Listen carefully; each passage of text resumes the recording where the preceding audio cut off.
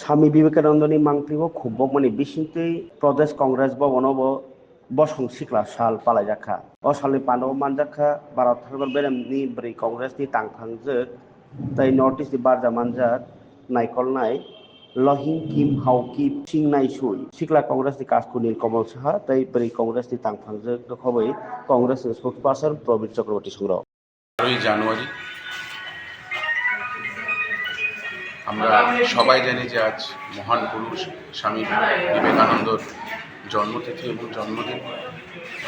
1984 সালে তৎকালীন কংগ্রেস সরকারের তত্ত্বাবধানে আজকের দিনটিকে জাতীয় যুব দিবস হিসাবে পালন করা হয় এবং যুব দিবস হিসাবে এই জন্য আমরা পালন করি কারণ মহাত্মা গান্ধীজির মতনই স্বামী বিবেকানন্দ ছিলেন দেশপ্রেমিক এবং উনি দেশের যুবকদের স্বার্থে নানান আওয়াজ এবং নারা উঠিয়েছিল।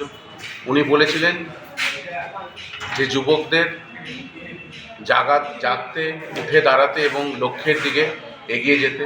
উনি বলেছিলেন যে কোনো রাজ্য বা দেশ ততদিন পর্যন্ত সমৃদ্ধ হয় না যতদিন পর্যন্ত সেই রাজ্য বা সেই দেশের যুবকরা ভালো দিকে এগিয়ে না যায়।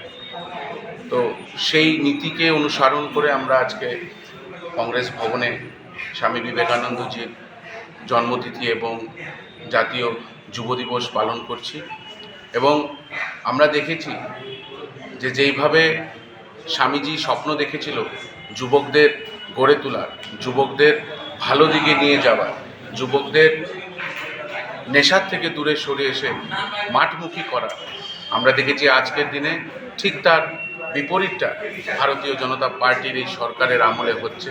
আমরা দেখেছি যে কিভাবে দেশে এবং রাজ্যে যুবকরা কিভাবে বেকারত্বর মারকে ঝেলতে না পেরে কিভাবে তারা দিনের পর দিন নেশার দিকে আবদ্ধ হচ্ছে।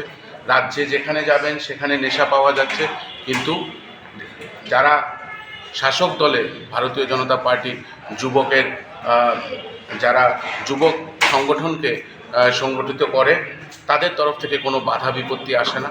আমরা দেখেছি কিভাবে রেল করে এই রাজ্যে নেশার বগি এসেছে, কিন্তু তারপরেও তাদের তরফ থেকে কোনো কথা, কোনো বিরোধিতা তারা জানায় না।